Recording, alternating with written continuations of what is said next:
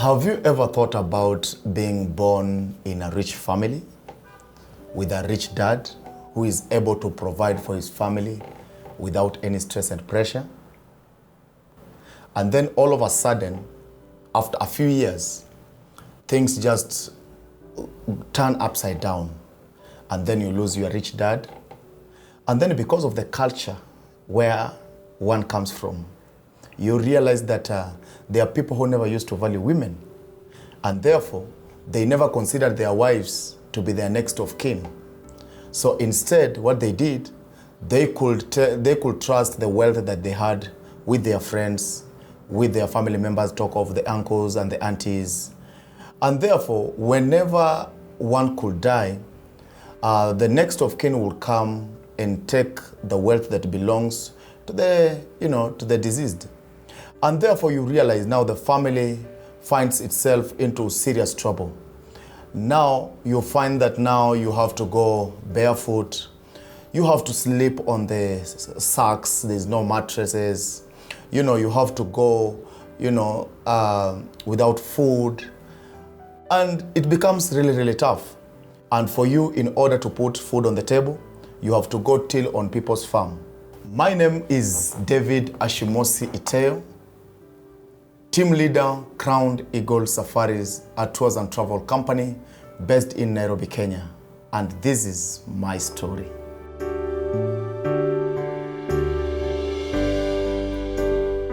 Born and raised in Kakamega County, which is located on the western part of Kenya. Life there, it is not easy, it is not simple.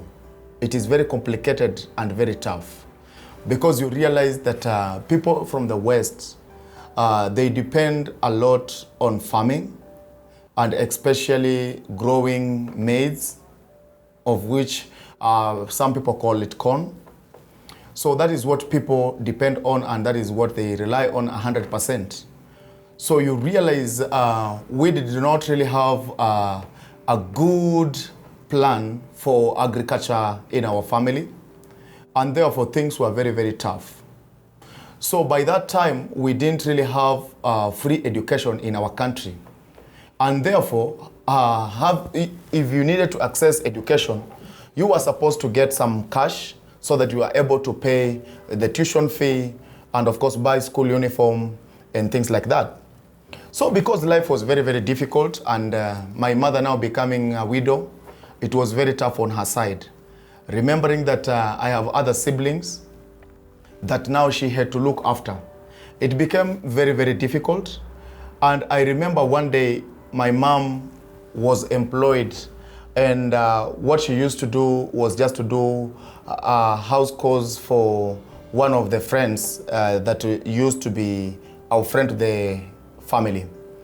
And therefore my mom could go there, fetch water from the river, fetch firewood, till on their land, take care of the children, take care of the cattle that they had.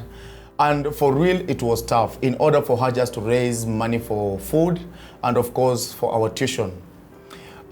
Things became a bit thick, because now as I continue to progress in terms of now classes, school fees became very high, and my mom was unable to pay school fees for me. And therefore, it was very tough. So now I was really struggling. I could go to school 1 week, and then after that I go till people's farm for another 2 weeks in order to get school fees. So life became very, very difficult and complicated. There was no one who could see hope and future in me. So life became very, very difficult at that period, because sometimes we could not even, we would go like without food. Personally, I never remember when I used to put on like shoes. It was very complicated, very, very crazy. That village, no one accepted us because they looked at us, like outcasts, people who had nothing. And yet my father was a philanthropy. He really helped so many people to go to school. Some got very big jobs, but no one came through for me or came through for my siblings. So that is how life was. I remember one day I went where my mother used to work, and what I saw my mother going through, I could not imagine. I remember I held my mother's hand and I told her, you have to quit this job. So, my mom was like, and what will we eat? I told her, Mom, you know what? I cannot watch you suffer, because they used to molest her. They could send her like 100 times, and my mother could run, up and down, bearing into consideration she's an old lady, she's not with good health. And I'm telling you, I was very much disappointed. That is how my mom, decided to quit her job, and then we went home. So when we went home, we were thinking, now what next? I decided to engage myself into agribusiness, of which I could plant kales, rear chicken. And of course, it gave us a bit of income. And now our life started picking up a little bit, because we were just doing it on a small scale. Of course, the revenues were not that much, but at least we were getting something, which also helped me to go to school. Despite the fact that, of course, there was those challenges of school fees and stuff, by the grace of God, I managed to go through class 8 or standard 8. And of course, because of not being in school regularly, I did not really perform well. I got 290 marks out of 500, which I did not really give up. I remember most of my villagers, they were like, you just finish primary and then you go start taking care of people's kettles as you get something small and, help your mother. So by the grace of God, it just happened that there was an organization that was formed in my village in Kasavahi called Watafutaji Widows Group. And my mama happened to join the group. We never knew what was ahead of us. So when my mother joined the group, it just came about that we had gotten some donors coming up from abroad, to be precise, from Connecticut. And of course, it was Mr. Terry Kensler and Sandra Kensler, who are now the donors or the funders of the organization, the Watafutaji Widows Group. So they came through, and of course, personally, I could not even imagine, because I had lost hope, I had given up, because I knew even if I study hard, I'll not get any scholarship, I'll not get anything, because people used to look down upon us, and they could even, throw some abuse to my mother that, oh, your husband had everything, how come you are poor, you guys? And it was tough, but then what do? That is what life has to, throw sometimes our way. So with perseverance, I happened to meet Terry Kensler and of course Sandra Kensler when they came down, and we had a conversation a little bit, but it was not that much, because now I used to communicate through the coordinators who had connected with them in America. So it happened that one of now my senior was taken to high school, and that was Mahoho Secondary School, and his name is Alex Ngosi. So when Alex happened to go to boarding school, I started seeing light at the end of the tunnel.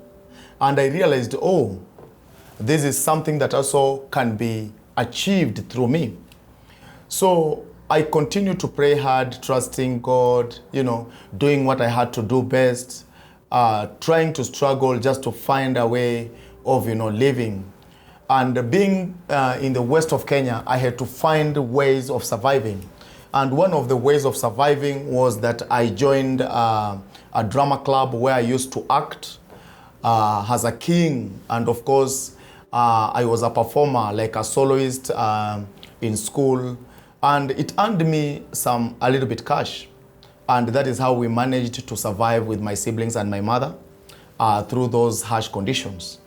So it got to a point whereby now, when I finished class 8, I was to join high school. And because now my marks were a bit low, the only school I could be admitted in was Mahoho Secondary School. And I was to be admitted in that school as a day scholar. Day scholar means you go in the morning and come back in the evening at home, which was very tough for me. Now, here we have my father and my mother from America, Terry Kensler and Sandra Kensler. So they have promised to pay all my school fees. But now I have to find a way of raising my bus fare to school, and of course school uniforms, shoes, games kits, and any other small things that will be, required at school. It became a headache. Yes, school fees has been paid, but now where do I get the rest? It became very tough on my side because my mother had nothing. We really did have anything that we could call, oh, this will help us, or any savings that we will go and withdraw and take me to school. Life became hard. Yes, I have school fees, but I have nothing to go to take me to school. So it was tough. I remember I decided to walk to Makokwa Secondary School and to meet my senior, who I respect very much. I went to school. I called him aside. I told him, yes, God is gracious. Terry is here and Sandra, and they are ready to bring me in this school. How do I go about it? Because for me, I have nothing. I remember without him hesitating, he just told me, let's go with you to my dormitory. I walked to his dormitory. He gave me one big shirt and one big trouser. And he told me, this is the only thing I can help you. Then the rest, when you are here, we will fix it. So he gave me his Bible, his dictionary, and a few of the materials that I required to join school. So I went home and prepared. So the big question was, in high school, you have to put on shoes, which I didn't have shoes. I never had shoes by that time. I was just walking barefoot. I remember I approached one guy in the village and he gave me an oversized shoe, which I did not have a choice but only to use it. So that is how I managed to join Makokwa Secondary School. And of course, I performed well. First term, second term, third term, I was in the top of my class. And then I just want to thank Terry and Sandra, who saw the potential in me. And I remember when they visited, they asked me, what do you want? And I told them, I would want to upgrade school. They asked me now, what else? There was a provincial high school, which was called St. Ignatius Mukumu Boys High School. So when I told them, of course, the school fees was a bit high, but they were very much willing to, upgrade me and take me to a better school. And by the grace of God, that is how I joined St. Ignatius Mukumu Boys High School.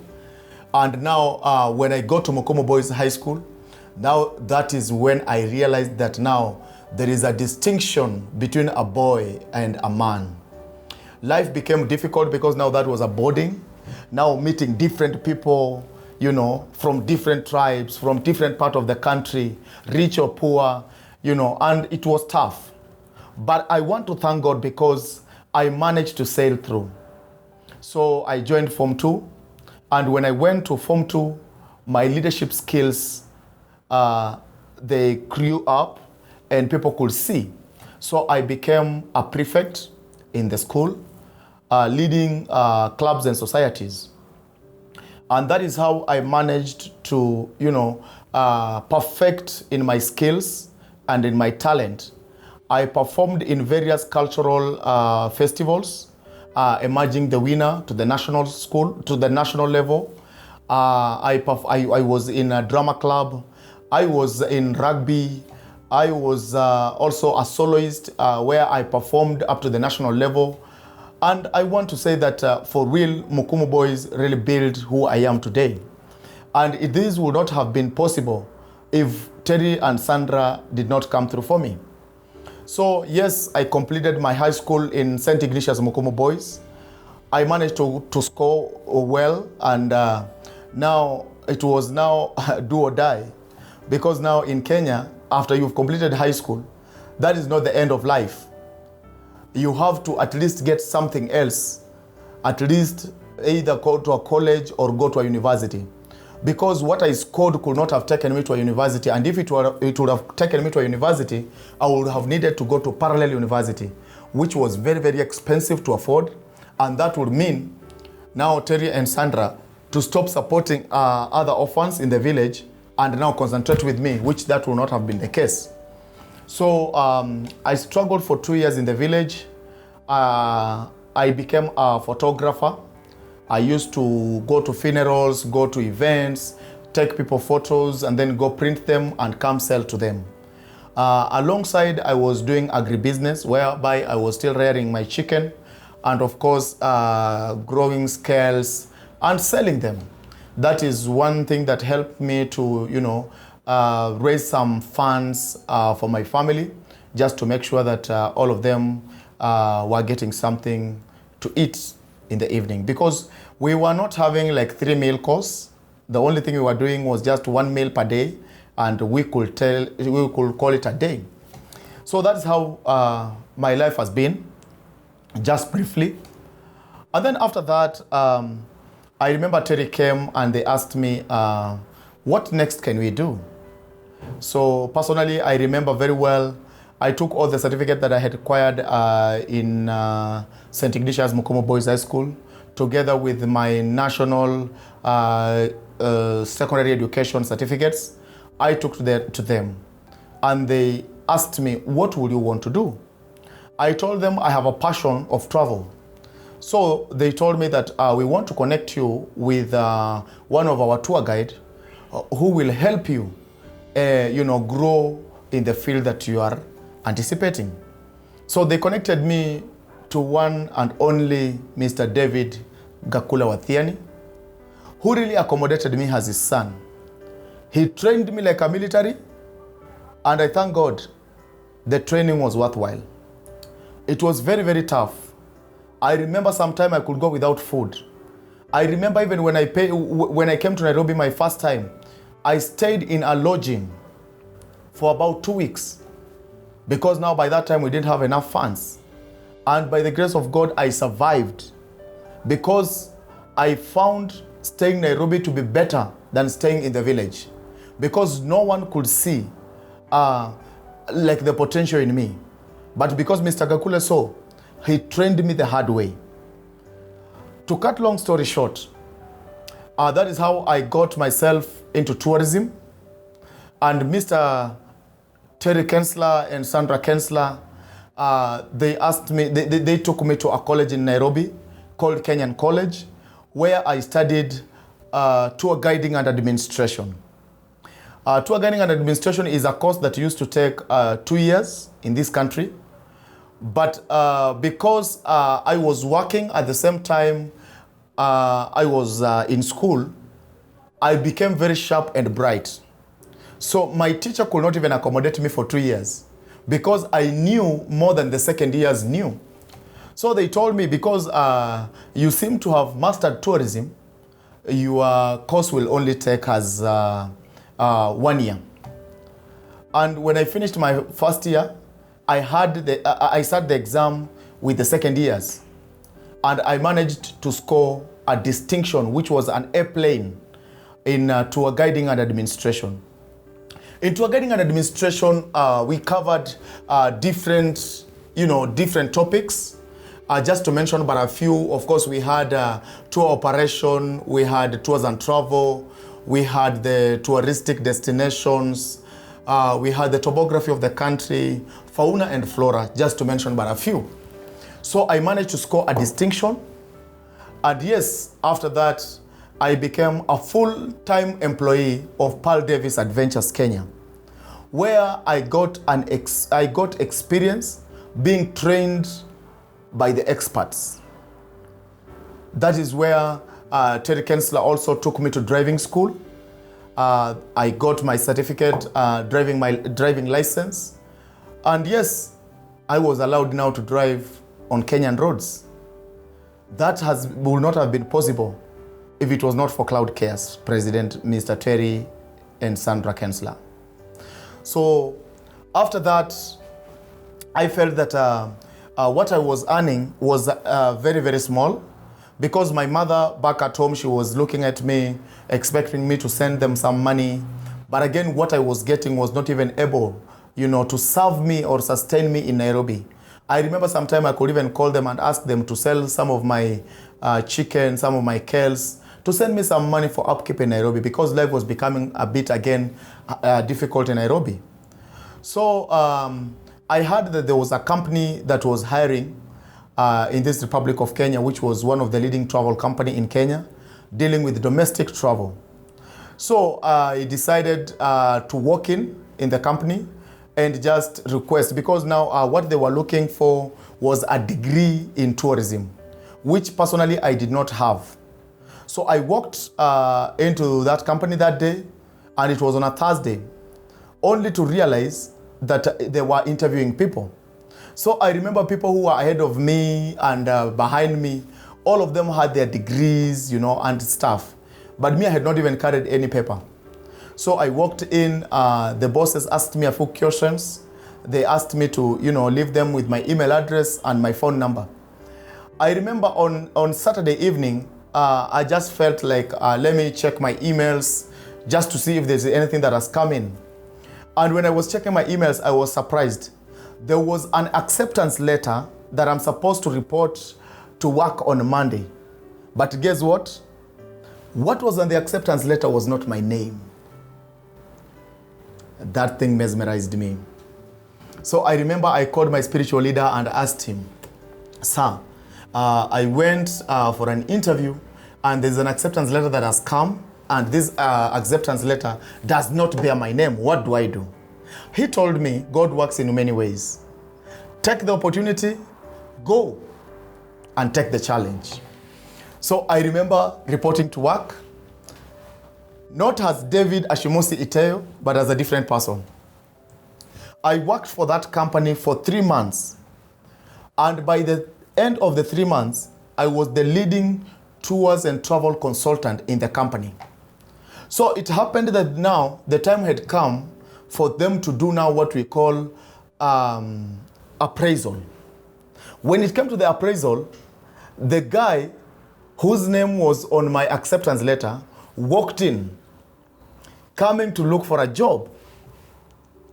So to cut long story short, that is how my bosses realized that I was not the person I was in the company. But then they could not fire me because I was the top performer in the company and I was doing really well. So they just accommodated me. And after the 4th month, I became the president of the branch. Now that means taking now, of course, good money home. I remember very well, the first thing that I came in my mind was to build my mother a house. Because I remember when it used to rain at home, we could not sleep that day. Because all the iron sheets were torn, and when it was raining, it was like us just staying in the rain because it was raining inside terribly. So I went home and I built my mother a good house. And now the life of my mother transformed. It changed from being a sickling mother to a healthy mother who could walk and be respected in the village. And after working for that company for 4 years, I had myself that there was a gap in the tourism industry that only me, I could come out and fill it. And therefore, I decided to quit. I resigned my job and began my company back in 2018. And the company is called Crown Eagle Safaris. Crown Eagle Safaris, it's a company that was founded and based, on the work, on the hard work, discipline, resilience to serve Kenyan people and also to serve people across the globe.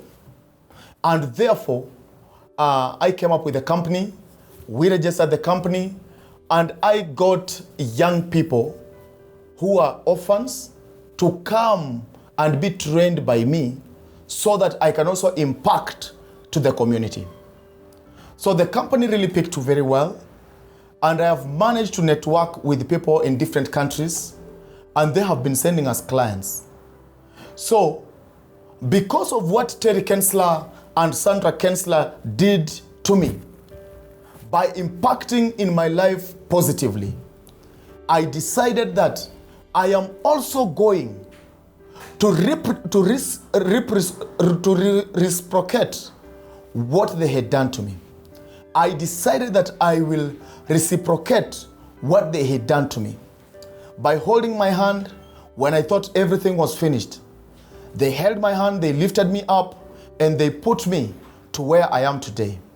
And therefore, I decided, as part of giving back to the community, I will have to come up with a foundation that will focus and aim on supporting the total orphans and widows in the villages across Kenya. And therefore, I registered a foundation by the name Hope for Life CBO. The idea of the name Hope for Life, I just wanted to give back hope to those that feel, their life has come to an end, they cannot make it, they cannot do great things. And therefore, I registered the CBO, basically a community-based organization, Hope for Life CBO. And my main aim is to see total orphans transformed to better people, and to make sure that they are also accessing a good life, good health, going to school without being looked down upon the way people look down upon at me in my village. Because people could look at me as a burden. But one thing I used to tell myself, I am not looking for sympathy, but I'm looking for an opportunity. And therefore, when opportunity came, I grabbed the opportunity. And right now, we have 4 orphans that we have taken to high school, and we are paying their school fees. And how do we raise their school fees? I decided my company, Crowned Eagle Safaris, will give 5% of the net profit that we make to the foundation. And I also donate from my salary. I have a percentage that I give to the organization just to enable these orphans access good education. And as we speak, I have one of the girls right now at St. Teresa's Eregi Girls High School, which is one of the provincial high school in Western Kenya. I have another girl at St. Anne's Musoli Girls High School. And my idea is to make sure that they are accessing quality education. Not just basic education, quality education. They are our girls. I decided that I'll have to look after them because I want to see them, propelled to the higher level. And to add on that, I have also 3 young men that are total orphans. They lost their mother a long time ago. They lost their father in 2020, and they've been going through hell. I decided to bring them to my program, and we are giving them food every month, and we are paying their school fees together with giving them clothes. So basically, we are taking care of their basic needs. We went an extra mile whereby we decided to incorporate the widows living in the villages who are widows and they cannot even access, finance, they cannot access work. There are people who are looked down upon in the villages. So we decided that we are going to facilitate their basic needs every month. And that is what we have been doing through the initiative that Crowned Eagle Safaris has been giving back 5% of the net profit to the Hope for Life CBO. And of course, I reach out to friends and well-wishers who are willing to come and support this great vision. Right now, I can state categorically that by the grace of God, we have managed to empower young people in the society. And just apart from that, I always say that the success that has come my way through the support of Mr. Cherry Kensler and Sandra Kensler, and together with their family and Cloud Care as a whole, it is not just my success. It is the success for the Kenyan people. It is the success of Kasavai village. When people thought that no one would rise above and conquer the world, oh, God saw me and He raised me in that area. And right now, I can state categorically, I have widows that we are feeding, I have widows that we are clothing, I have widows that we are encouraging on a monthly basis. And today, when you look at their lives, they have improved. And what do I have to say? It is just to say a big thank you to Cloud Cares for what they have done. And right now, as I summarize, or as I finalize or come to an end of this, story of David Iteo, I have a very, very big vision. I have a very, very big vision. And my big vision, it is not just to see these people go to school and then after school, they become pregnant and stay back at home. No. I want to come up with a very big project that will be like an income generating project. God forbid, if I happen to die and leave this world, I will not leave poor people behind. I will leave an investment that, total orphans can ride on and really say that it is our mentor, David Iteo, who did this for us.